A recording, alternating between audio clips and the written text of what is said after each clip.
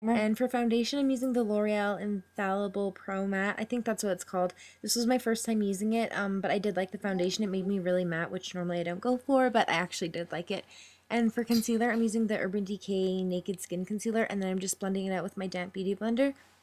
And then to set everything, I'm using the Laura Mercier, I think it's just called her Loose Translucent Powder, and I'm just setting my under eye so it doesn't crease. To prime my eyes, I'm using MAC's Soft Ochre Paint Pot, which I use every day, so I'm just applying that onto my lid, then up to my brow bone. And the first eyeshadow I'm using is Caramel from Anastasia Beverly Hills. I'm just applying this in the crease with my Sigma E40 brush. And you can use whatever colors you want to use in your crease, it doesn't really matter. This is just going to help blend it out so there's no harsh lines.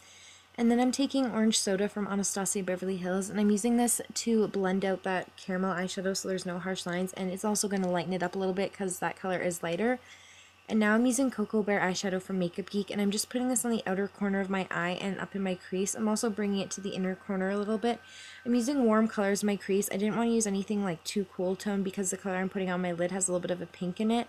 And I tried using Embark before, which if you don't know what Embark is, it's a super dark brown eyeshadow with a little bit of a purple in it. So that's why I'm using warm shades in my crease. And then I'm using Rose eyeshadow from Anastasia Beverly Hills. This is like a shimmery brown with a little bit of a pink in it. So I'm just applying this all over my lid.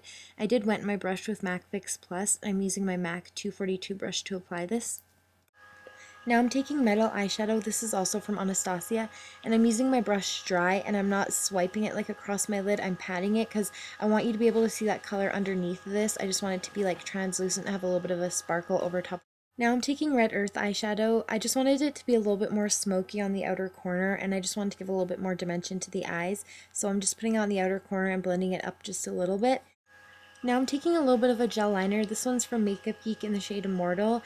You can do like a wing if you want and like thick liner, but I'm actually not going to be doing a wing. I'm just putting a really thin line. This will help when you apply false lashes, help make your like lash line look a little bit fuller.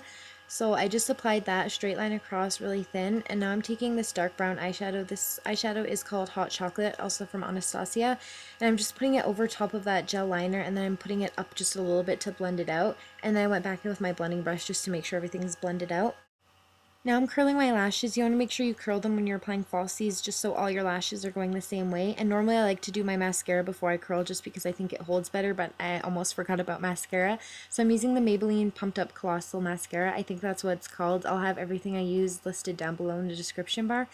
And now I'm applying lashes. These are from Ardell. They're like the Glamour Wispies, I think. I'm not sure, but like any lashes will be fine. And I'm using my tweezers to apply them just because it's easier for me when I have long nails on. And now I'm going back in with that hot chocolate eyeshadow. You can use any dark brown eyeshadow. You don't even have to do this if you don't want to, but I like to smoke out my lower lash line just because it helps open up your eyes and make them look bigger. So I'm using a flat definer brush, and I'm just putting this all the way from the inner corner to the outer corner. And now I'm taking caramel eyeshadow, and I'm just blending this out. I'm putting this color right underneath that brown eyeshadow just to bring it down a little bit more. You don't have to do this again if you don't want to. And I'm going back in with Red Earth now just to deepen up the outer corner because once my lashes and everything were on, I just felt like I wanted it to be a little bit darker. And then I'm taking Nylon eyeshadow from MAC, and I'm using this to highlight my brow bone. And normally in my videos before I highlight my brow bone, I always take like a matte ivory shade just to blend out the crease, but as you can see, my crease colors didn't get brought up too high today, so I didn't have to do that. And I went back in with my blending brush just to blend it out so there's like not a harsh line from where I highlighted my brow bone to my crease colors. Now I'm highlighting my inner corner. I'm still using the same eyeshadow, and I'm just applying this to my inner tear duct, and then I'm kind of bringing it up and wrapping it around the inner corner of my eye. This will help make your eyes look bigger and like more open, so if you have smaller eyes, this would be a good thing to do.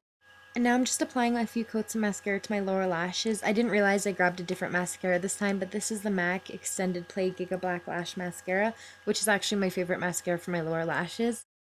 Then I decided I wanted to brighten up my under eye a little bit, so I'm taking the MAC Emphasize Powder. I've showed this in my videos before, but I actually can't show it up to the camera because it broke into a bunch of pieces, and yes, I am pissed, so that's why I showed a picture on the side. Anyways, to contour, I'm using the MAC. I think it's the Extra Dimension Bronzer in the shade Aphrodite Shell. I'm not sure if this is limited edition. I know the packaging is, but I don't know. Sometimes when MAC comes out with collections, they just like get limited edition packaging, but the product actually isn't limited edition. Yeah, I'm not sure about this, but I'm just using that to contour. And then I'm going back in with the Laura Mercier translucent powder, and I'm using like a regular contour brush, and I'm just putting this underneath my bronzer, and I'm just gonna let it sit there while I apply while I apply my blush. I'm using MAC's Warm Soul. I start out by applying a little bit of blush kind of on the apples of my cheeks, and then I blend it back into my bronzer. There's so many different ways of wearing your blush because we all have different face shapes. This is the way I like to wear mine. So once I'm done applying it, I'm going back in with that contour brush. I'm just going to wipe off that powder. And putting this powder underneath your contour when you do your blush will also help if you get any fallout from your blush. When you wipe the powder off, it will take the fallout right off.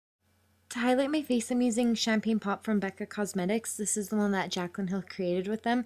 And I like this highlighter. It's really pretty, but I can't really get away wearing gold or yellow highlights when I'm not tan because I am very pale.